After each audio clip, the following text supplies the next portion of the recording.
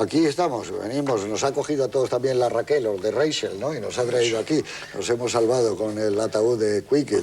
En la película del año 1956, yo solo quiero dar, porque ha habido muchas películas y muy buenas del 56, pero recordar nada más que es el año que don Pío Baroja, que había estudiado medicina en Valencia y en Madrid, fallece. Es el año del fallecimiento de Pío Baroja, entre otros muchísimos acontecimientos, pero creo que hablar en un programa en donde la base es una de las grandes novelas, pues hay que hablar de un hombre que hizo 100 novelas, ¿no?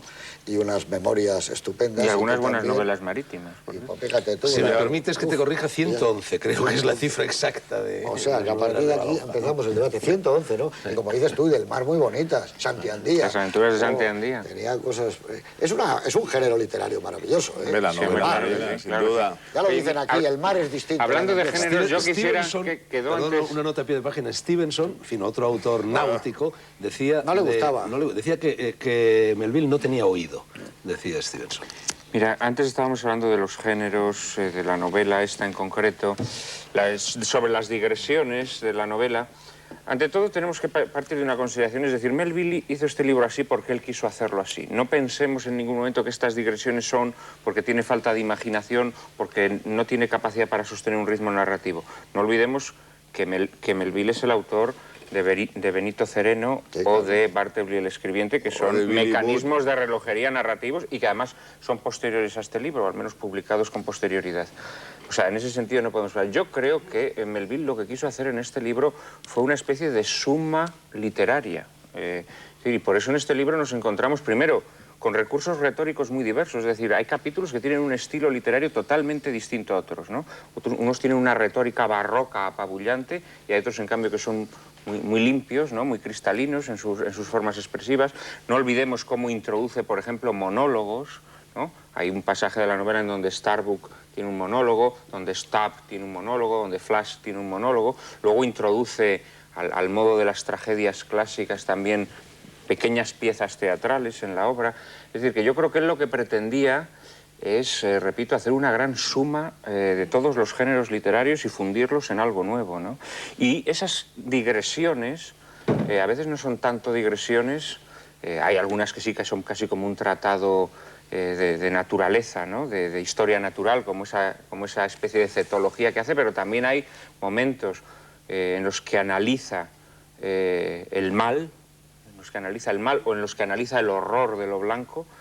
Bueno, Sí, que no son superfluos, yo estoy totalmente de acuerdo con eso. A mí me aburren esos. A mí también. Fíjate que me gustan, y también el sentido que ha dicho Juan Manuel de la tragedia griega, quiero recalcarlo aquí, porque si os dais cuenta, en la tragedia griega todos los héroes tendían a la hubris, a la desmesura, y eran castigados por los dioses. Y en el fondo es una desmesura tratar a un cetáceo, de ahí todo el tratado de cetología, para explicar que esos son animales al fin y al cabo. Es una desmesura intentar perseguirlo por todos los mares para darle muerte como una venganza personal. Y eso es muy de la tragedia griega. Y eso también tiene que ver con esas interpretaciones metafísicas que se han dado a la novela. Y yo quería leer un párrafo de mi admirado Fernando Savater, que tú lo citas también, José, en tu libro El humanista del futuro, Ray Bradbury, y que dice exactamente: hay quien ha reprochado a la crítica, pienso en Somerset Maugham, precisamente el libro que tiene Fernando, el tomar a la ballena como una intrincada alegoría en vez de aceptarla tal cual es. Aquí habla Starbuck, porque fue Acab y no Melville quien creó la alegoría de la ballena blanca, quien la consideró máscara de lo indescifrable. Esa división entre lo que crea Acab y lo que crea Melville es muy interesante. Yo creo que Melville, aparte de todas esas interpretaciones grandiosas del mito de la ballena, también está simplemente el castigo a la desmesura de un ser humano en la línea, en la estela de lo que fue el castigo de la hubris en la tragedia griega. Me parece que en ese sentido es muchas más cosas que un encuentro con Dios, aunque también es la idea de robar el fuego de Prometeo, otro disparate, digamos, castigado adecuadamente por los dioses. Pero también es una novela, diríamos, sin simbología, sino simplemente una novela de alguien que enloquece y aspira a algo que no le corresponde al ser humano, ¿no? Pero vosotros, que por ejemplo los tres sois escritores y os plantean adaptar al cine la gran novela americana, que era El sueño de Houston, que también era un hombre un poco... estaba en el furgón de cola de la generación perdida, pero había participado de ello. Tendrás que hacerla también asequible a un público mayoritario. Yo creo que Huston lo hace bien. ¿No? Y Huston yo creo que no hace ninguna concesión, ni en el No, guión no. tampoco lo hay. Yo Es creo decir, que la adaptación es muy buena. Que la adaptación es espléndida. y muy trabajosa, fueron muchos meses y muchos folios y bueno, fue tremendo. Pero claro, luego la esencia es que a mí me parece, con la máxima humildad, hablando de una novela de este tipo, es que cuando hay fluidez y ritmo narrativo, la película lo tiene, y por eso el arranque es espectacularmente, incluso moderno hoy en día. La bajada de este tipo cuando llega al mar, los planos esos son maravillosos. La llegada al pueblo, el puerto ballenero, el lugar aquel que parece la isla del tesoro, esa posada que es muy bonita, Sí, ¿verdad? la pasada ¿Te de acuerdas? la almirante Membo. Claro, los cantos aquellos, la escena cuando está con Kiko, esto es muy bonito. Vamos a elegir este barco, ¿no? El otro barco, la presencia, la primera aparición de Acab, que es maravillosa, el sonido del que aparece perdido, el capitán Acab. Pero luego ya dice, bueno, y la salida del barco, que es muy bonita. Y además es Un barco de verdad, absolutamente que real. quiero, ¿no? Un barco de verdad y lo tuvieron que atrezar. Sí, el agorero este que... El agorero. El agorero es fantástico, eso es muy bíblico también. Los llamará. Estás ante una experiencia iniciática maravillosa. Tú, Luis Alberto, hablabas de tragedia griega y la vinculación es evidente, pero también de tragedia isabelina, porque Hombre, claro, el claro. personaje, el héroe malvado Es que los de las isabelinos- obras de Shakespeare también inspira directamente este Hombre, libro, está- ¿no? tiene mucho de Macbeth. Hamlet este no es libro. más que la Macbeth, Rey Orestiada, Lear. travestida. En cierto modo, en Shakespeare las raíces griegas son evidentes. Hombre, es Pero una daos obra- cuenta de lo que estamos es una obra hablando. ambiciosa. Tienes No, como no modelos solo a Shakespeare, ambiciosa, no a solo Stirling. ambiciosa, es que es una novela que Ambiciosísima. toca, Claro.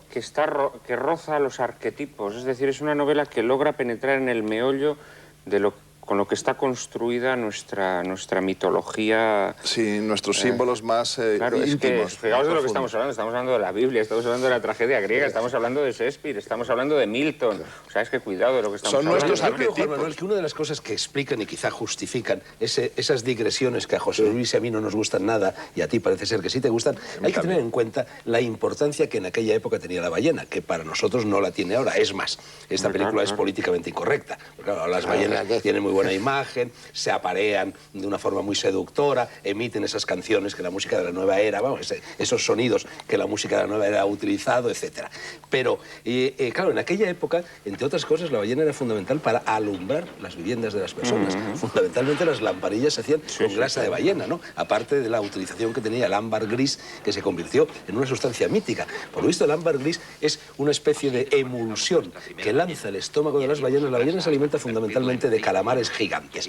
Entonces les cuesta mucho digerir el pico del calamar gigante. Entonces, cuando no consiguen expulsarlo, cosa que por obstrucción intestinal puede provocar incluso la muerte de la ballena, generan alrededor de la ballena esta sustancia que es el ámbar gris, espermataceti, se le llamaba antiguamente, esperma de cetáceo, ¿no? Y eso tiene un color negruzco, veteado de rojo, pestilente cuando está fresco, y eso fue una sustancia reputadísima como condimento para la alimentación, para elaborar cosméticos y también como sustancia terapéutica. Bueno, esa importancia tremenda que tenía para la vida cotidiana de los seres humanos durante todo el siglo pasado la ballena es lo que seguramente justifica la inclusión de todas estas digresiones que a las gentes de la época le interesarían muchísimo. Pero a mí me sorprende, Juan Manuel, que a ti te sigan interesando tanto, ¿no? No, perdona, pero es que no son... Vamos a ver, es que esas digresiones, por ejemplo, hay una digresión. En la película hay un momento dado en el que cuando los balleneros están hirviendo el espermaceti para convertirlo en aceite, él dice que con ese aceite se van a encender muchas lámparas, se van a engrasar muchas maquinarias, no sé lo que dice, e incluso puede que se unja la frente de algún rey. En la novela, por ejemplo, Melville dedica un capítulo entero a hablar de cómo el aceite de las ballenas sirve para ungir a los reyes. Y entonces él lo que nos está hablando es que la ballena es Dios. Es decir, Sí. mucho cuidado, es Eso que no está son claro. digresiones, no son digresiones, es que cada una de esas También digresiones son importantes en hay la novela. mucha sí. fuerza mítica, literaria, Simbólica. y forma parte de la médula y de la sustancia de la novela. Es que no pensemos que son bueno, meras si a digresiones. mí no me parece que sea una digresión el decir que la ballena es Dios, es el cómo lo cuenta. Es decir, Claro. ¿tú cómo te imaginas a Melville? Escribiendo con su lucecita y su lamparita así y con 20 tomos sobre las ballenas, porque son ahí. Si no, no Aparte lo que sabes. las Fíjate que además, Claro. Las Sí, citas pero no os que incluye- penséis que son digresiones áridas y estériles, sino A mí que él me las está apasionan esas digresiones, de reconduciendo verdad. a su mundo y a la tesis No, de pero su libro. quizá Aquí hay una queréis frase, hacer una tesis Starbuck, doctoral sobre ese- Starbuck le en dice a ese libro Ismael están- en la posada, es completa dice, esa si Dios edición. quisiera ser un Esta, pez, bueno, es un sería una primer volumen, ballena. sí. Ah, La película falta también ese recoge ese espíritu, Sí, eso es ¿no? verdad que dice eso. Si Dios quisiera ser un pez, sería ballena. Bueno, tú fíjate que además presentan a la ballena los marineros como omnipresente, ubicuo como Dios. Dicen que se ve al mismo tiempo en todos los mares de la Tierra, ¿no? Claro. Y además la ballena es un mamífero, no lo olvidemos. Bueno, lo que hace también esta película muy Importante. políticamente incorrecta es la presencia de Dios y de lo religioso, ¿no? Claro, que eso es una cosa que hoy en día se oculta. Y la caza de la ballena, que es No, brutal. eso sí, hombre, claro, Bueno, eso es eso tremendo, por cuando van supuesto. ellos con las, Bueno, con las barcas, y que esa es escena tan maravilloso. explícita cuando se están embarcando de las señoras, las únicas mujeres que aparecen por lo demás en la película, que van entregando la Biblia. En todo esta lo que versión están subiendo, ¿no? Y hay cinematográfica, en marcas, dos anteriores, habían inventado una historia de amor. Tal y como se cuenta en la Fue novela, Barrymore, era ¿no? una localidad Barrymore. cuáquera. Y efectivamente, si os dais cuenta, los propietarios de la